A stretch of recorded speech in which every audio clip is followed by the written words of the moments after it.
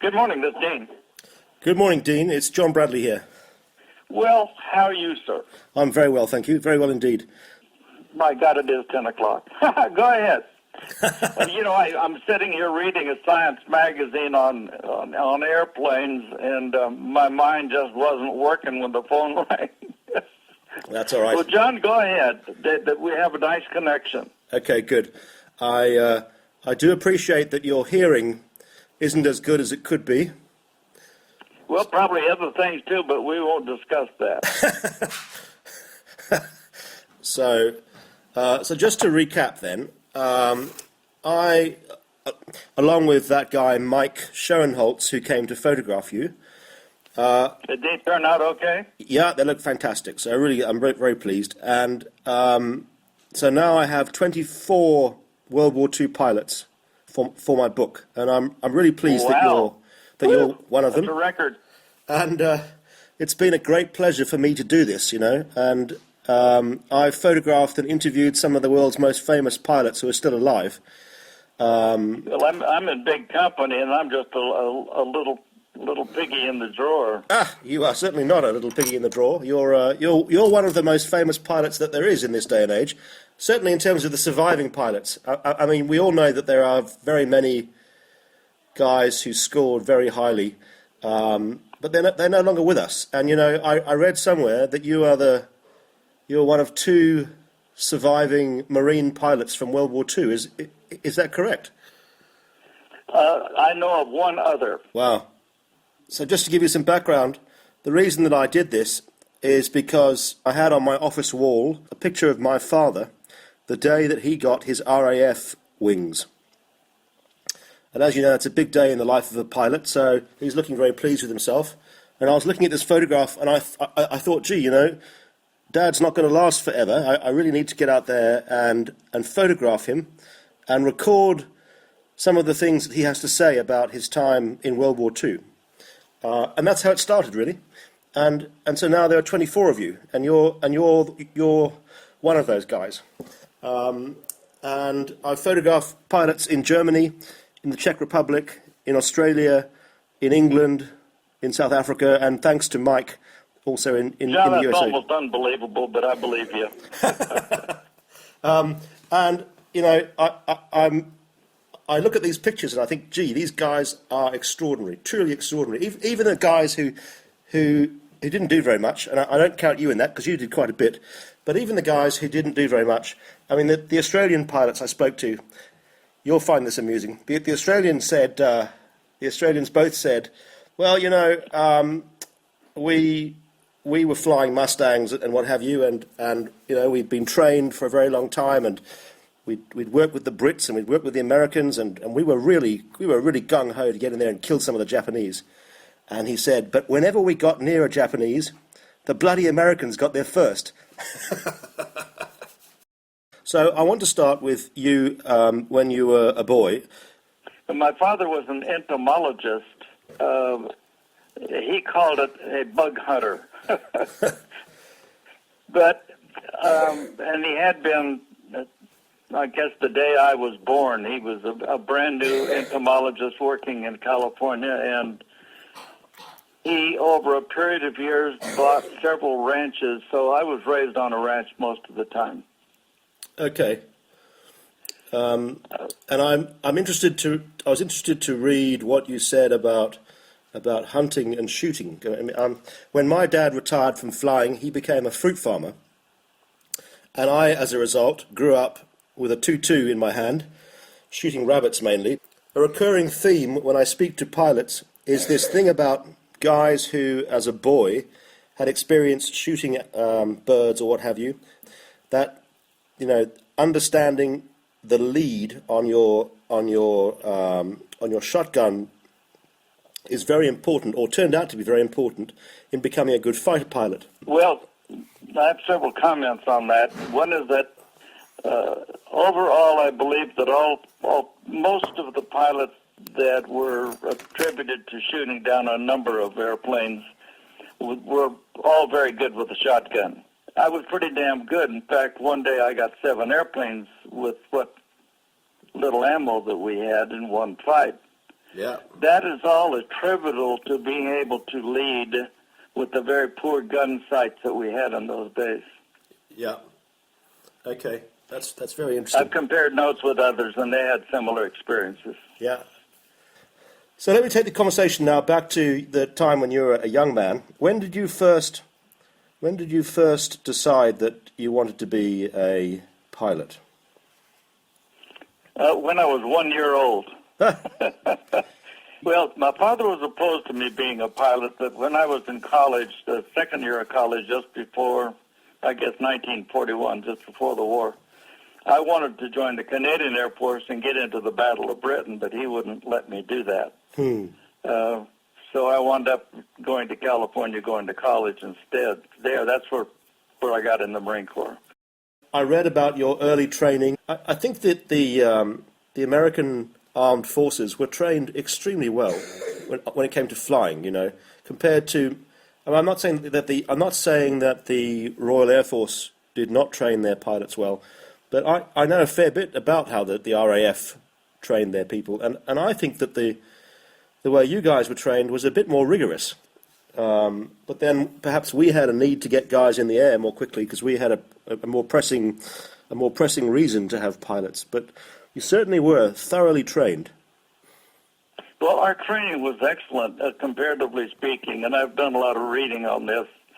Of course, I stayed in the Marine Corps and had all kinds of commands in airplane squadrons and whatnot, but the training that I have been acquainted with, including mine, in the United States for the armed forces, the Air Force, Marine Corps, and the Navy is very, very good, very strenuous. I had almost 200 hours of flight time before I entered combat, and that made a hell of a difference in combat because a lot of the people that were opposing you, and some I flew with, just didn't have that kind of flight time.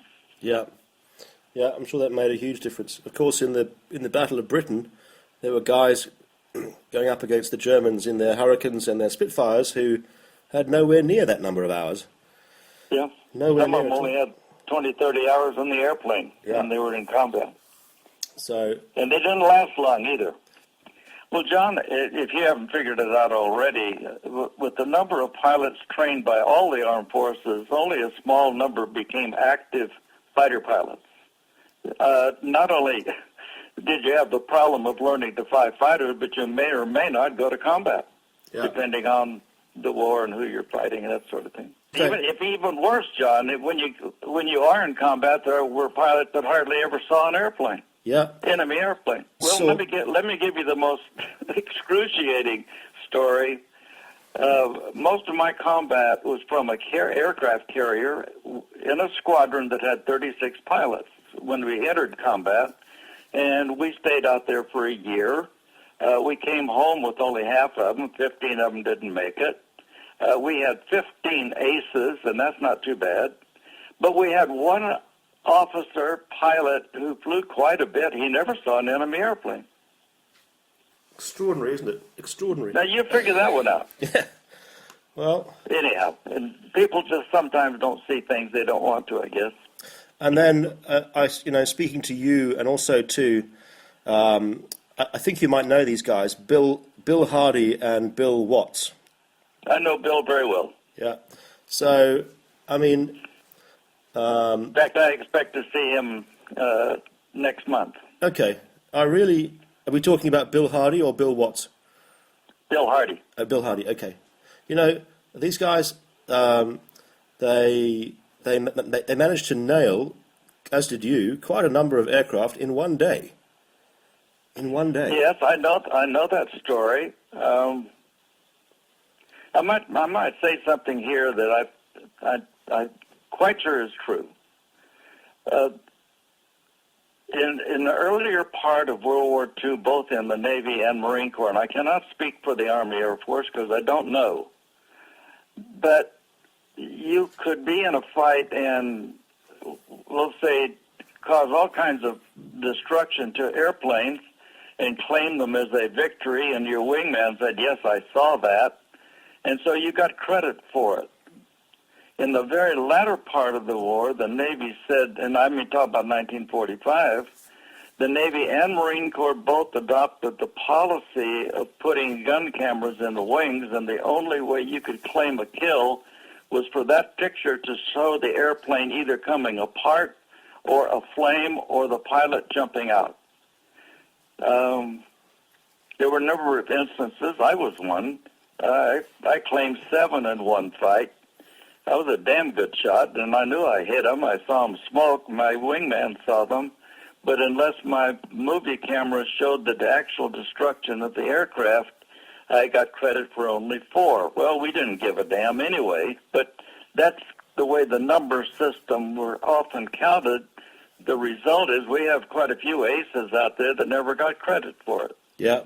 And so how many aircraft do you think you shot down? Not the official number, but how many do you think you... Well, let's make it official. My credited number in 1946 was 7 plus 3 probables, okay? I had claimed a total of, I looked at my logbook when I wrote my book. I think I claimed a total of 15, and I was credited later with those 3 probables because my wingman credited them with the Marine Corps. So legally, if you want to use that term, I had 10 for sure and 5 maybe. Okay, that's quite remarkable. But you see, it doesn't make a damn bit of difference, John, and I don't give a shit. I really don't. The war was over, and I felt sorry for the guys I had to kill. Yeah, I'm sure. How many aircraft do you think you destroyed on the ground? Oh, bunches. In one attack alone on a very large Japanese kamikaze training base in Atsugi, Japan, we had about 300 airplanes just wipe that place off the map as we were told to do. The pictures I have of airplanes destroyed on the ground were multitudinous, to include a 4-engine bomber. How about that? Wow. We didn't know they had one. And I didn't know I got it until we looked at the film. And anyway, we don't count them on the ground. And I guess that when you carried out that mission, the flak was pretty bad. The what? The anti-aircraft fire, the flak. Sometimes over Tokyo was vicious. They spent a lot of money in certain places. There was a place in Kyushu called Tamataka.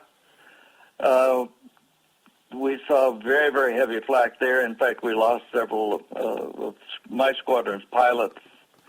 2 went in the water and 1 was down because of flak. But rarely did we have heavy flak targets.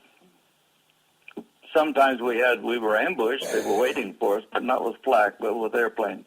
Yeah. And you took part in both Iwo Jima and Okinawa. Is that correct? Yes. All of my action was all of the Ryukyu Islands. The Honshu, Kyushu, Iwo Jima, Okinawa, and a whole bunch of little islands I don't remember the names of that had a lot of airfields and airplanes on them.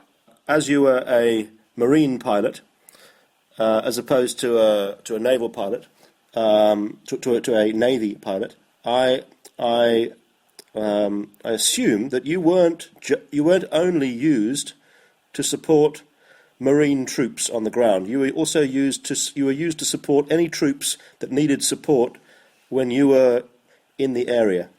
And I call it... Well, very definitely. The mission of Marine Air was used during World War II probably as well as any place subsequently. Particularly in my case, Iwo Jima and Okinawa, we did a lot of it.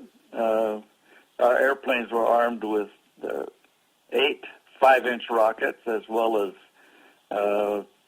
3 guns on each wing shooting 50 caliber machine gun bullets, and we could also carry as much as a 1,000-pound bomb. So there were many a mission that we got loaded to the gills, and we tried to support our troops by using forward air controllers. And I'm very intrigued by this concept of these forward air controllers. So these are guys on the ground. They could be army guys, or they could be Marines. They can see what's happening on the ground. They have a radio, and they're able to talk to you and call you in and ask you to do something, be it drop some napalm or a bomb or strafe some area to support the troops. The forward air controller that we listened to most of the time was a Marine, and he was a Marine pilot who had been, most of them volunteered for the job like crazy guys, because nearly all of them got killed one time or another. But they used not only the radio, but they used smoke bombs or canisters of smoke to designate targets. Without that, the air coverage for an assault was almost useless. You don't know, you couldn't see enough on the ground half the time flying at 400 miles an hour or whatever you're doing. So the forward air controller on the ground really had to tell you where to hit, and he would mark it with a smoke bomb. Okay. Because I always wondered, it must be extremely difficult when you're flying at 400 miles an hour to see exactly where you're supposed to drop your ordnance, especially if you're flying through a canyon or there are other things that you have to avoid. It must be extremely difficult to do what the guy's asking you to do. Well, during the Korean War, we did a hell of a lot of that sort of thing. We had more work with the ground troops at night than we did. Well, I was with the night fighter squadron during the Korean War. In fact, two of them. Doing air support at night, you had to have light, so they would use the DC-3 to drop illuminations, or you would carry your own illuminations on one wing and your bomb on another. Wouldn't that make you had to light the area to see, and it made it extremely difficult. Their forward air controllers just had a devil of a time putting you in the right spot. Yeah. And I imagine that in some circumstances they were vulnerable to being hit by you. Well, that was damn true, because they would set up flak traps. The ground troops learned that pretty quickly, particularly if you were trying to destroy a truck convoy. They would have quite a few trucks loaded with 20-millimeter cannon or 50 caliber machine guns, and we lost a lot of pilots in the Korean War doing that at night, particularly. Yeah. And the mountains were pretty hard. You hit them pretty hard when you hit one. Yeah, and the Chinese were bringing in large numbers of trucks, I understand. Yeah, we did a lot of truck killing at night. In the daytime, the Air Force would use B-26s. They would drop bombs at intersections and just totally destroy the intersection. That would pile the trucks up at night, and we would come in there at night and burn up the trucks full of supplies and people and whatnot. That was very effective. Okay. Just going back now to your time in World War II, I was very interested to read about the time when the two kamikazes hit the Bunker Hill, and you were on board at the time. That must have been a very harrowing experience for you. I've never forgotten it, and I still have nightmares from it. I was trapped with one other officer of 3 decks below the flight deck, and the large ventilator fans that the Essex class carrier had, we did not have air conditioning, so the large fans would bring in fresh air right down into the bowels of the ship on a normal basis. Well, after the kamikazes hit, it created oil smoke and all kinds of debris from burning airplanes. That was all sucked right down into the bowels of the ship. So we lost over 800 just killed by the black smoke. They couldn't breathe.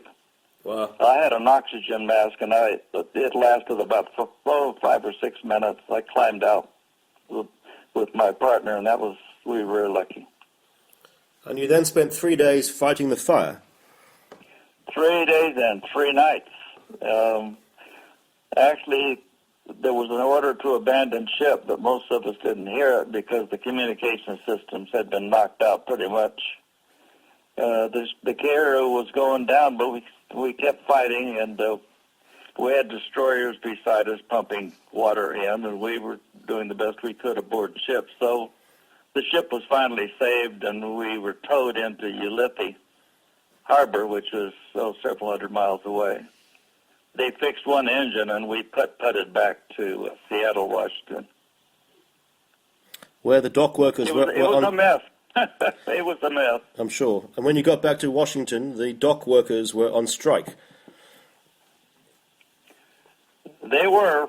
We didn't make a big story out of it, except that we did ask for rifles. We were going to shoot them. They were as bad as the enemy. You sound But like they wouldn't issue us rifles. Probably just as well. you sound like That would have made us. you sound like my dad when you say that. Well, when you're used to killing people for a year and you come in and you find these guys striking instead of supporting the war, I might say the anger was beyond description, and we would have shot them if we could have gotten rifles. Wow. However, people came out of the woodwork, to retired folks, and they got us. They brought us into the harbor. What I would like to ask now is just for you to think back to your time in World War II, and just tell me the first story that jumps to mind that really stands out amongst all the other experiences of you flying during that time. A tough question. Let me think just a minute. Well, I guess I would have to pick on the Task Force 58, which was off the coast of Tokyo, about 75 miles. And they were launching their first strike in a snowstorm. And they, from my carrier alone, which was the Bunker Hill, we launched about 65 or 70 Corsairs. We had 2 squadrons of Marines and one small contingent of Navy pilots all flying the Corsairs. So we launched in a snowstorm. The decks were very icy. It was very iffy. The ceiling was about 800 feet, but they decided to launch anyway, hoping we'd get on top, rendezvous, and go into Tokyo, which is exactly what we did. Some didn't make it, of course, because we were not instrument pilots. And we were well met by the anti-aircraft you talked about, and then quite a few airplanes. It was a sizable battle. I shot up all my ammunition, didn't hit a damn thing. I was so scared. And we came back in the same weather conditions trying to find a carrier. Some didn't, and some did, and I did. That was very memorable. So among all the many memories, I guess that's about as good as I come up with. And so, if you went down in the water, when it's that cold, you're as good as dead. You'd gone. The task force that left the Bunker Hill was led by a commander, and he went into the water. He'd been hit by flak, I think. And he didn't last 5 minutes. And then there was no way we could save him. Yeah. And then if you came and down, there were others, but I didn't see the others. Yeah. And then if you came down on the mainland, or if you came down on any of the islands that were held by the Japanese, they would kill you. I think at that time of the war they would have, yes. And we had planned on that. What were you trained to do if you came down in Japanese-held territory? And I presume you carried a sidearm, presumably a .45 caliber pistol. Oh, yeah, we carried a .38 pistol, but practically speaking, if you were trying to defend your life with a .38 pistol against the infantry, forget it. Frankly, there wasn't much of a plan to do anything because you didn't know what, where, when, how. The ones that did jump out and were captured, and I heard of a few. none of the people in my squadron was in that circumstance. They either were dead or that they got home. I really don't know, John. I know that we had a lot of people that were prisoners for a long time, but I don't know much about them, and I just didn't care to read about it. Yeah, no, the stories are not very pleasant, and the Japanese did some terrible things. Some terrible things. The Japanese had a very bad record for mishandling prisoners. Anyway, to change the subject now onto something a little less serious, I see that you met John Wayne. Well, I worked with him for 2 months. If you read the book, you know a little about that. I was asked to be a consultant for the air work and also do all their acrobatic flying. I had been in the Marine Corps stunt team, and then later on I got into the Blue Angels. But I like stunt work, and the people that sent me knew that, I guess. So I had a chance to meet him, and quite a few others. I was not too impressed. Of course, he's, as you say in your book, he has a bad reputation for not getting involved in the war, especially as so many others did, like Jimmy Stewart and who's the guy from Gone with the Wind. You know, most of them got involved in some way or other. Most of the people that I met really evaded the war, and I didn't appreciate that at all. Yeah. And then that included John Wayne. Yeah, and then so then after the war, you stayed in the services, and you were involved in Korea, which you've been talking about, and which I read about in your book. It sounds like you felt very frustrated because you were hamstrung in terms of what you could do, and it was an exercise. You say it was an exercise in futility. Well, the overview from my point of view is that the United Nations, in an attempt to have some sort of governance over wars and fight for peace, whatnot, it just totally screwed up the command communication structure of fighting a battle to win it.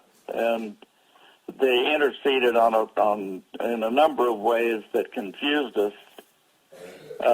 The fact that the Chinese could keep their MiGs on one side of the river and we couldn't go over and get them, I guess, was my biggest problem. The second tour I had was in the all-weather F-3D Skynight, which was a jet high-altitude interceptor, and we were protecting the B-29s and could not go across the river and shoot the MiGs up. But I'll tell you this over the telephone, because so many years have gone by.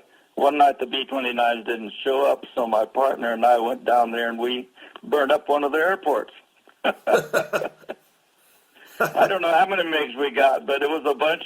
They were parked side by side along the runway. We got them at night, and we got home as fast as we could, and we denied anything anybody accused us of course. There we go. We got even just a little bit. Yeah. And do you think the same problem existed in Vietnam? It was the same thing. I've kind of run out of questions now because I had a good look at your book. Well, I've run out of time. I've got a little appointment to go to myself. Okay. But I very much appreciate and enjoyed the visit. Good luck with your book, and send me a copy when you get it done. Dean, thank you very much. I've enjoyed the conversation, and I hope you have a very good day. Thank you very much, sir, and good luck to your book. Okay, thanks very much. Bye for now. Bye.